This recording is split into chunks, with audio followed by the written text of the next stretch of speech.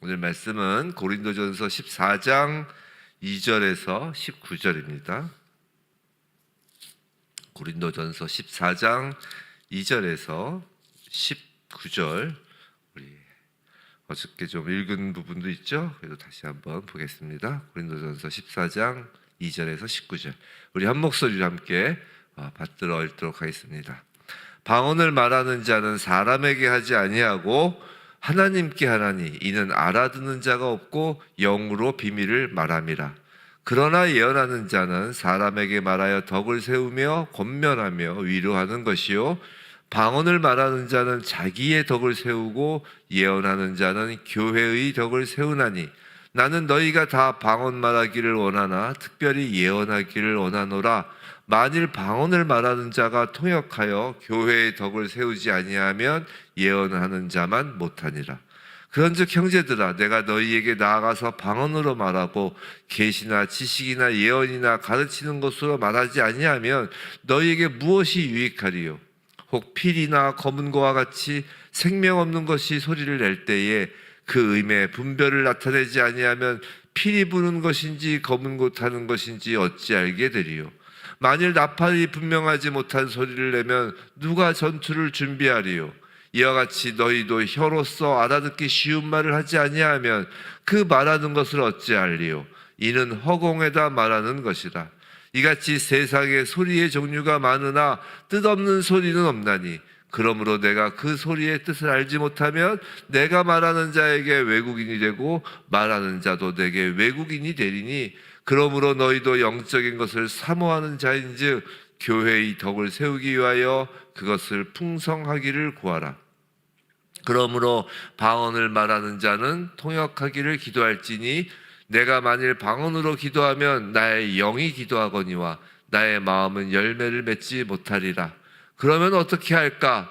내가 영으로 기도하고 또 마음으로 기도하며 내가 영으로 찬송하고 또 마음으로 찬송하리라. 그렇지 아니하면 네가 영으로 축복할 때 알지 못하는 처지에 있는 자가 네가 무슨 말을 하는지 알지 못하고 네 감사에 어찌 아멘 하리요? 너는 감사를 잘하였으나 그러나 다른 사람은 덕 세움을 받지 못하리라. 내가 너희 모든 사람보다 방언을 더 말함으로 하나님께 감사하노라. 그러나 교회에서 내가 남을 가르치기 위하여 깨달은 마음으로 5마디 말을 하는 것이 1만 마디 방언으로 말하는 것보다 나으니라. 아멘. 이 아침에 우리 모두에게 성령님께서 조명하사 이 말씀을 깨닫고 이 깨달아진 말씀이 또 삶 속에서 능력으로 드러나는 은혜가 있기를 주님의 이름으로 축원합니다. 자, 오늘 본문은 많은 부분 이제 예언과 방언을 비교하고 있죠. 자, 지난 시간에 예언을 중심으로, 어저께 예언을 중심으로 나눴으니까 이제 오늘은 방언을 좀 중점적으로 보도록 하겠습니다. 자, 본문에서 말하는 방언은, 오늘 한번 방언에 대해서 몇 가지 핵심적인 것을 우리가 알고 가야 돼요. 특히 요새 가끔 유튜브 같은 거 보면 뭐 방언에 대해서 뭐 해야 되니 안 해야 되니 뭐 설왕설래가 많잖아요. 근데 우리가 먼저 방언에 대해서, 이 본문에서 말하는 방언에 대해서 짚고 넘어갈 것은 뭐냐면, 이 본문에서 말하는 방언은 사도행전 초기 교회 형성 당시, 특히 오순절 마가의 다락방에 성령이 임하여 그 자리에 있던 제자들에게 주어진 방언과는 구별된다라는 것이에요. 우선 2절, 이것이 방언에 대한 핵심 요절인데, 방언을 말하는 자는 사람에게 하지 아니하고 하나님께 하나니, 이는 알아듣는 자가 없고 영으로 비밀을 말함이라. 이게 이제 오늘 본문에서 말하는 방언에 관한 핵심 요절이에요. 자, 그런데 사도행전 그 오순절 강림에서의, 성령 강림에서의 방언은 이제 사도행전 2장에 나오는데, 그 이것과 다른 것이, 한번 2장을 한번 제가 읽어드릴게요. 사도행전 2장 4절로부터 8절인데, 자, 어떻게 다른 것인지. 자, 그들이 다 성령의 충만함을 받고 성령이 말하게 하심을 따라 다른 언어들로 말하기를 시작하니라. 그때 경건한 유대인들이 천하 각국으로부터 와서 예루살렘에 머물러 있더니 이 소리가 나매 큰 무리가 모여 각각 자기의 방언으로 제자들이 말하는 것을 듣고 소동하여 다 놀라 신기하게 여겨 이르되 보라 이 말하는 사람들이 다 갈릴리 사람이 아니냐 우리가 우리 각 사람이 난 것 방언으로 듣게 되는 것이 어찌 됨이냐라고 하는 거예요. 그죠? 자, 이런 거예요. 한 번도 외국어를 배워본 적이 없는 한국 사람들이 모여 기도하다가 성령이 임하여 누구는 영어로, 누구는 일본어로, 누구는 중국어로 이렇게 배우지도 않은 외국어를 말하는 것이에요. 그리고 미국 교포 있죠. 한국에서 미국에서 살게 된 교포, 미국 교포, 일본 교포, 중국 교포가 그 미국말, 일본말, 중국말 그 언어를 알아듣고 놀라는 장면이에요. 자, 오순절에서의 방언은 쉽게 말해 외국어 방언입니다. 오늘 본문 2절에서 소개하는 방언과는 달라요. 이거는 사람에게 한 말이에요. 오늘 본문 2절에서 뭐라고 그래요? 사람에게 하지 아니하고라 그러는데 오순절 다락방 방언은 외국어를 할 줄 아는 사람들이 알아듣도록 그 나라 말을 하는 사람들이 알아듣도록 사람에게 한 말이라고요. 이 오순절 방언이 갖고 있는 의미는 이런 거예요. 뭐냐면 창세기에서 바벨 사건 때 어떤 일이 생겼어요? 언어의 혼잡이 생겼죠. 즉 죄가 극성한 그때에 하나님께서 언어를 혼잡시키시잖아요. 그 바벨 사건 이후 생긴 그 언어의 혼잡을 뚫고 이제 복음이 열방에 전하여진다는 것을 상징하며 그 막힌 벽이 허물어지는 사건이 오순절 방언 사건인 거예요. 근데 오늘 본문의 2절은 그런 방언이 아닌 거예요. 사람이 아닌 누구에게 하는 말이에요? 하나님에게 하는 말이고 알아듣는 자가 없는 말입니다. 일반적으로 요즘 우리들이 방언이라고 일컫는 것들을 이야기하는 것이죠. 참고로 요새도 아주 가끔 그 마가의 다락방과 같은 외국어 방언 은사를 주시는 경우도 있어요. 언제 그런 일이 주로 있냐? 주로 외국에서 갑자기 예정에도 없이 통역가도 없이 갑자기 복음을 전하고 선포해야 하는 경우에 전혀 알지 못하던 외국어 방언을 받는 경우도 있지요. 저는 경험이 없지만 그런 간증들을 하시더라고요. 목사님들 중에서는. 그런데 이제는 그런 경우가 거의 없는 이유가 이제는 그 필요한 외국어를 미리 배울 수도 있고 그렇잖아요. 우리가 어느 나라에 이제 미국에 가서 목회를 해야 된다. 그럼 일단 뭘 해야 돼요? 영어를 배우죠. 그죠? 선교사로 나갈 때도 어떤 지역에 선교사로 나갈 때 아랍 지역에 나간다. 그럼 아랍어 공부를 한다고요. 그게 이제 준비하고 노력하는 거잖아요. 그 외국어를 미리 배울 수도 있고 또한 이제 통역가가 있기 때문이죠. 더군다나 요새는 이 핸드폰 하나로도 다 통역이 되잖아요. 하나님은 인간이 노력하며 하나님의 사역에 동참하는 것을 선호합니다. 노력 없이 이 은사만 바라며 하나님이 직접 다 해달라고 감나무 밑에서 입만 벌리는 것을 하나님은 원치 않으세요. 그러니까 이제는 너희들이 외국 나가서 사역을 하라는 하나님의 명령을 받으면 그 외국어를 공부하라는 것이죠.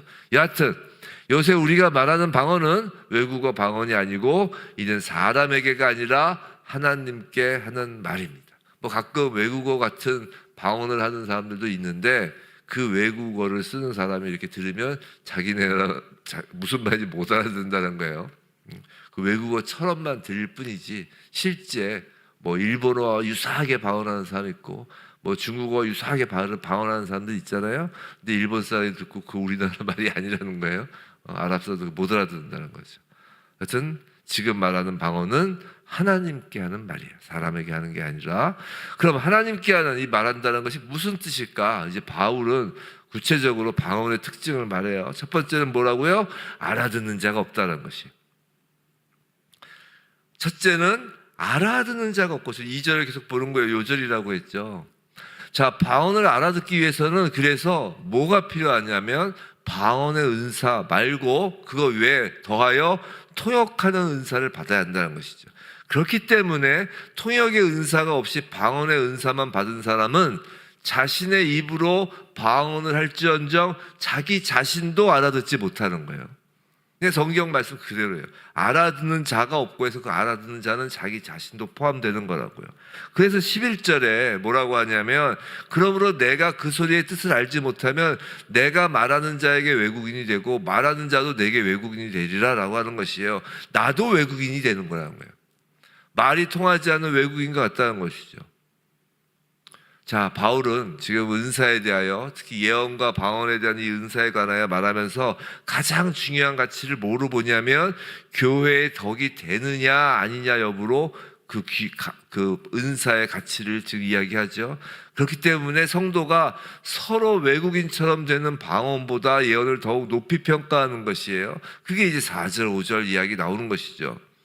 방언을 말하는 자가, 4절에서 그러는데 방언을 말하는 자가 자기의 덕을 세운다라는 것은 분명히 자기의 덕을 세우는 게 있어요. 방언이 유익해요. 근데 그 유익이라는 건 나 자신의 덕을 세우는데 유익하다는 것이, 이 말은 뭐냐면 내 자신이 이제 내 성령이 정말 내주하였구나, 내가 성령을 모시고 있다라는 그 사실을 방언을 말하는 것을 통해 나 자신에게 확인시킨다는 의미 정도로 자기의 덕을 세운다는 것이에요. 즉 개인의 영적 성장에 어느 정도 도움은 된다는 것이에요. 그러니까 바울은 너희가 다 방언을 말하기 원한다라고 하는 것이죠. 하지만 교회의 덕을 세우는 예언만은 못하다라는 것이에요. 교회의 덕을 세운다라는 건 다시 말씀드리지만 교회, 즉 성도들을 이렇게 세워나가는 것이잖아요. 다른 사람을 세워나가는 것이거든요. 그래서 12절, 13절에 이야기를 하는 것이에요. 영적인 것을 사모하는 성도들에게 지금 권면합니다. 교회의 덕을 세우기 위하여 영적인 것이 더욱 풍성하기를 구하라 라고 말하며 방언을 말하는 자는 통역하기를 구하라 라고 권면합니다. 지금 고린도 교회에서는 방언의 은사를 가장 자랑으로 여기는 은사였어요. 그죠? 고린도 교회는 방언의 은사를 가장 자랑으로 여겨요. 요새도 뭐 방언을 해야 마치 구원받은 것처럼 하는 교회들이 있는데 그런 건 아니에요. 은사일 뿐이에요. 근데 방언의 은사를 교회에서 남발하면서 고린도 교회는 그 예배 질서가 문란해지고 자기 자랑이 되면서 교회에 분열을 가져오고 있었다는 것이에요. 사실 요새 교회도 그런 면이 있다는 것을 우리는 부인할 수 없습니다. 방언을 받은 사람만 성령 받은 사람이라고까지 하는 사람들도 있어요. 절대 그런 것이 아니에요. 방언은 성령의 은사 가운데 하나일 뿐이지, 그리고 방언은 자기의 덕을 세울 뿐이지 교회의 덕과는 거리가 있다는 것이에요. 그리고 은사 자체가 선물로 받았다는 뜻이잖아요. 자기 자랑이 될 수 없는 것이라고요. 통역의 은사를 받았다면 이는 오직 교회의 덕을 세우기 위하여 받은 것이지 나 자신의 자랑거리로 주신 것이 아니잖아요. 은사가 자기 자랑이 될 때 그건 성령이 주신 것이 아니라 내 안에 악한 것이 주는 것입니다. 그래서 우리 가끔 뭐 방언 이야기하면서 귀신 방언, 뭐 성령 방언 막 구별하는 것도 가끔 있는데 그거 방언 들어서 구별하는 게 아니에요. 왜냐면 그 무슨 뜻인지 아무도 모른다는 거 아니에요. 통역의 은사가 있지 않으면. 근데 그 본인이 알아요. 본인이 구별해야 돼요. 어떻게 구별하냐면 내가 방언한다고 자기 자랑이 되면 그건 귀신이 준 거예요. 방언은 자기 자랑을 하는 게 아니라 자기가 자기의 덕을 세우는 것. 나 감사하구나. 정말 성령이 내주하셨구나. 감사합니다. 저 자신에게 확인시켜 주셔서 이게 감사가 나오는 것이지, 선물 받아놓고 자랑하는 게 어디 있어요. 자, 둘째는, 첫 번째는 뭐라고요? 알아듣는 자가 없고, 두 번째 방언의 특징은 영으로 말하는 것이에요. 이게 중요한데, 자, 성경은 기본적으로 영과 혼을 구분합니다. 그래서 혼은 인간의 어떤 물질적인 육신을 제외한 비물질적인 거예요. 즉 인간의 이 물질적인 육신, 이 살과 근육, 피를 제외한 비물질적인 것으로 우리가 보통 이야기하는 생각, 이성, 지성, 감정, 이런 영역이에요. 영어로 하면 soul이죠. 자, 영은 스피릿이죠. 영어로. 영은 외부에서 주어지는 것이에요. 자, 우리의 생각, 이성, 지성, 감정의 영역, 즉 혼의 영역은 외부에서 주어지는 것이라기보다 우리가 갖고 있는 것이죠. 물질적 그 육신과 같이. 근데 영은, 이 스피릿은 외부에서 주어지는 것으로서 오순절 성령 강림 이후부터는 예수를 믿는 우리 각자에게 성령이 임하여 우리 안에 영이 내주하시게 된 것이에요. 자, 그 영은, 그 스피릿은 우리의 생각, 우리의 마음이 하나님의 생각, 하나님의 마음과 같을 수 있도록 그 영이 교통하는 것이에요. 성령의 교통함이라고 하는 거잖아요.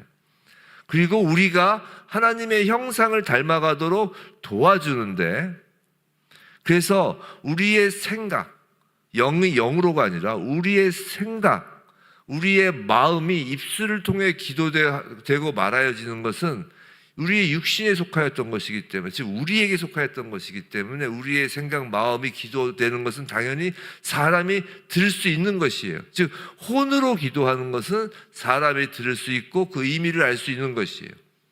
내 생각을 기도하는 것이고 내 마음에 담긴 것을 기도하는 것이니까. 그런데 방언의 은사를 받아 방언으로 기도하는 것은 영과 혼이 이어져서 하는 기도가 아니라 영 자체가 말하는 거라는 거예요. 영은 외부에서 주어지는 것인데, 하나님으로부터 부어지는 것인데 그 영 자체가 말하는 것으로서, 그래서 인간의 혼, 즉 생각하고 이해하는 그 우리의 그 혼적인 영역이 그 영이 말하는 것을 알아듣지 못한다는 것이에요. 그래서 알아듣는 자가 없는 것이에요. 자, 그 영으로 말하는 것을 알려주는 말씀이 14절부터 17절이에요. 자, 이게 뭐냐면, 자 보세요. 내가 만일 방언으로 기도하면 나의 영이 기도하거니와 나의 마음은 열매를 맺지 못하리라 라고 하죠. 자, 당시 고린도 교회에서는 방언을 매우 높이 평가해서 그런지 교회의 공적 예배에서도 방언을 사용한 것으로 보여요. 자, 당시 방언을 하던 종류가 뭐라고 하냐면 15절에서 영으로 기도하고, 또 뭐라고 해요? 영으로 찬송하고라고 하잖아요. 또 영으로 축복한다고 그러잖아요. 그죠? 이게 무슨 말이냐면 당시 방언으로 하던 그 내용이 단순히 그냥 혼자 기도하는 것뿐이 아니라 찬송도 방언으로 했고, 축복, 이게 뭐냐면 요새로 하면 축도예요. 그러니까 축도도 방언으로 하기도 했다는 것이에요. 고린도 교회에서는. 사실 요새도 방언 기도 외에도 가끔 방언 찬송을 하는 사람도 있고, 뭐 방서라고 해서 방언으로 이제 뭐 글로 표현하는 사람도 있습니다. 근데 가사를 못 알아듣고 못 읽는 것은 방언 기도와 같아요. 방언으로 찬송을 해도 못 알아듣고 방서를 써도 못 읽죠. 근데 14절에서 바울은 영과 마음을 구별해요. 그죠? 나의 영이 기도하거니와 나의 마음은 열매를 맺지 못하리라고 하잖아요. 그래서 여기서의 마음이 바로 생각, 의지, 지성, 감정과 같은 것으로 혼의 영역이라고 보시면 되는 거예요. 방언으로 기도하는 것은 나의 혼이 알아듣지 못하는 상황에서 내 안에 내주하신 영이 기도하는 것이고, 그 내용이 무엇인지 알 수 없기 때문에 내 마음, 즉 생각, 의지, 지성에 영향을 주지 못하니까 방언으로는 성령의 열매로서 하나님을 닮아갈 수 없다라는 것이에요. 즉 방언 아무리 해봐야 성령의 열매가 맺히는 건 아니라는 것이. 못 알아들으니까. 성령의 열매가 뭐예요? 내 생각과 의지와 감정이 하나님을 닮아가는 것이 성령의 열매잖아요. 근데 그 생각과 의지, 마음의 전혀 열매를 맺지 못하니까. 그렇기에 15절 바울은 뭐라고 하냐면 영으로도 기도하고 마음으로도 기도하고, 쉽게 얘기해서 알아듣지 못하는 영으로도, 즉 방언으로도 기도하고, 알아듣는 마음으로, 즉 우리의 입술로 우리의 생각과 우리의 마음을 담아 기도하고, 또 영으로도 찬송하고 마음으로도 찬송한다는 것이에요.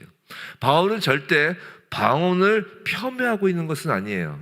다만 교회의 덕을 세우기 위해서라면 기도도 찬송도 균형 있게 하여야 함을 강조하는 것이라고요. 세 번째, 그럼 방언의 내용은 무엇일까? 다시 2절로 가면 방언의 내용은 비밀이라는 거예요. 비밀. 영으로 비밀. 비밀을 말하다, 즉 비밀이라는 거예요. 방언으로서 알아듣지 못하도록 하는 이유는 그 내용이 비밀이기 때문이라는 것입니다. 영으로 비밀을 말하는 것이 방언이에요. 비밀이란 하나님께서 모든 사람이 알 수 있도록 열어두지 않으시고 감춰두신 것이라고요. 하나님이 감춰두신 거예요. 사실 방언 통역의 은사를 받아도 하나님이 그 비밀을 드러내는 것을 허락하지 않으면 통역될 수 없는 것이에요. 그런데 바울은 그 방언의 비밀스러운 내용에 관한 힌트를 기록해줘요. 그것이 20절 이하인데 그 전에 18절, 19절을 보면 바울이 예언을 더 중시한다고 해서 혹여라도 바울이 방언을 못한다고 오해하지 말라라고 18절에서 이야기하는 거예요. 내가 너희보다 방언을 더 말하니까 더 하나님께 감사한다라고 하잖아요. 바울은 누구보다 방언을 더 말한다는 것이에요. 그러나 19절 교회에서는, 즉 내가 혼자서 방언을 많이 말하는 것 참으로 감사하다. 그런데 교회에서는, 저로 치면 이렇게 강대상에 서서는 남을 가르치기 위하여 깨달은 마음으로 하는 말, 지금 예언과 같은 것이죠. 또 설교와 같은 것이에요. 이 예언 5마디가 1만 마디 방언보다 낫다라고 하는 것입니다. 그런데 이제 방언의 내용이 구체적으로 무엇인지 20절 이후에 나온다고 했죠. 그건 이제 to be continue, 내일. 오늘 이제 아침 시간이니까 내일이 아니죠. 다음 주 화요일이 되네요. 금요일까지밖에 새벽 예배를 안 해서 아쉽지만 다음 주 화요일 아침 예배 때 말씀을 전해드리도록 하겠습니다.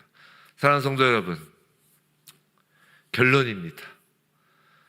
교회에서, 특히 공예배에서는 방언보다 예언이 덕을 세우는 것이 확실합니다. 그래서 공예배, 이렇게 주일 예배나 우리가 수요 예배나 이렇게 공예배 때는 방언을 하면 별 덕이 안 돼요. 교회에 덕을 세우는 것인데 덕을 안 세우면 반대로 덕이 안 되는 거거든요. 왜냐하면 다른 사람들이 전혀 알아듣지 못하는 소리를 계속 듣는 것이니까. 그래서 이제 다시 공예배 때는 방언을 좀 자제해달라라고 하는 분들도 계시죠. 그렇다고 해서 방언이 평가절하돼서는 또 안 됩니다. 방언 역시 은사이기 때문이에요. 선물이에요. 하나님의 선물은 다 값진 것입니다. 매우 값진 것이에요. 개인의 신앙 성숙을 위해서도 도움이 되는 것이에요. 그것이 자랑이 되지 않으면 말이죠. 모든 성령의 은사는 그것이 자기 자랑이 되는 순간 하나님께서 걷어가시는 게 복입니다.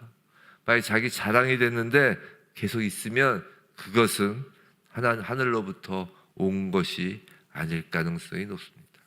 부디 사도 바울이 권면하잖아요. 방언하기를 힘쓰라고, 방언을 사모하라고. 즉 무슨 말이에요? 바울의 권면처럼 히스에브 처치 모든 성도들, 특별히 이 아침을 깨우고 또 무엇을 소원하냐면 하나님의 비밀을 입술에 담기 소원하는 성도들. 하나님의 비밀, 굳이 그걸 내 마음에까지 알면 더 좋겠지만, 그죠? 통역의 은사를 받으면 더 좋겠지만, 굳이 그러지 않을지라도 하나님의 비밀을 입술에 담아 세상에 그 하나님의 비밀을, 하나님의 일하심을 우리가 방언으로 기도하며 나아갈 때 정말 하나님의 은사 사모하는 우리 성도님들께 그 방언의 은사가 넘치도록 주어지기를. 우리 아직 성도님들 가운데 방언의 은사를 못하셔서 답답해하시는 분들 계시죠? 특별히 방언이 무엇인지를 다 정확히 알고 그 하나님의 은사를 풍성히 누리며 일단 자기 자신의 덕을 세우는 그런 히스에브 처치 성도 모두 되기를 주님의 이름으로 축원합니다.